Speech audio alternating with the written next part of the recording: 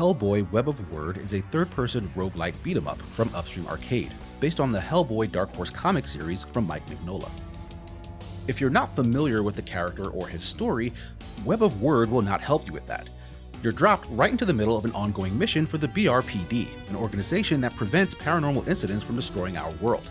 At least that's what I think they do, as neither the acronym nor their mission statement is ever expressly explained. The storyline just doesn't make much sense, and only gets more confusing as it goes, with twists in the plot dependent on prior knowledge of the Hellboy lore. I really like how Hellboy: Web of Word looks though. Its action is filled with flashing comic art effects and screen-filling colors to emphasize impacts. It also seems to drop a few frames from animations to subtly invoke a stop-motion-like feel, similar to the Spider-Verse movies, but in contrast, the environments are quite dull.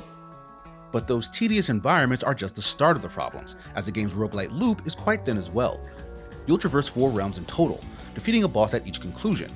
Stages are a series of combat chambers connected by gated hallways, occasionally lined with easy-to-avoid traps. You'll stumble across random upgrades that offer you increased health or armor, or special modifiers for your abilities like freezing enemies or damage-dealing dodges. Once you complete all 4 areas, a 5th is revealed, but you're abruptly booted back to base and forced to redo each area with the new 5th one bolted onto the end. If that wasn't exhausting enough, the finale has you rerun all versions of that 5th stage again, in a single run. Upgrades you can buy from the hub area will carry over between runs, but death carries no harsh penalty other than starting a stage again from the beginning. Enemy encounters aren't difficult enough to make the repetition frustrating, but the combat suffers from that lack of challenge. Hellboy's fists are your primary mode of attack, and his repeatable 3-hit combo and heavier charge swings land with satisfying thuds. A dramatic finisher on stunned enemies can push them across an arena and slam them into walls and structures. You can throw debris and dodge or block at the last second to slow down time and knock enemies back. You also have access to guns and relics as support items that can help you deal damage, stun, or clear space.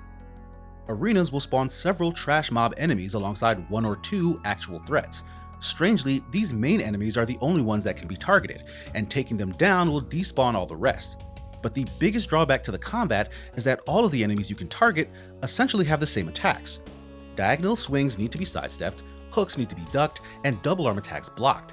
As soon as you pick up on the tells, every enemy becomes child's play, and flashy visuals can't rescue the onsetting monotony.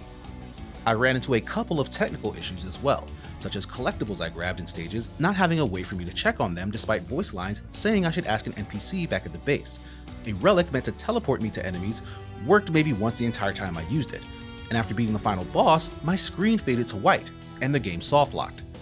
Needless to say, it was a disappointing end to my 8-hour playthrough. Upstream Arcade actually pushed the original embargo date back to provide a patch that did fix that ending bug, but that doesn't address the overall stingy gameplay offerings. Hellboy: Web of Word has the look and feel of something really cool, but is let down by almost every other aspect of its execution. Even amazing voice talent from the late Lance Reddick as Hellboy and the legendary Steve Blum as Lucky don't add anything noteworthy to the time spent. The game is available October 18th on PC, PlayStation 4 and 5, Xbox One, Xbox Series X and S, and Nintendo Switch.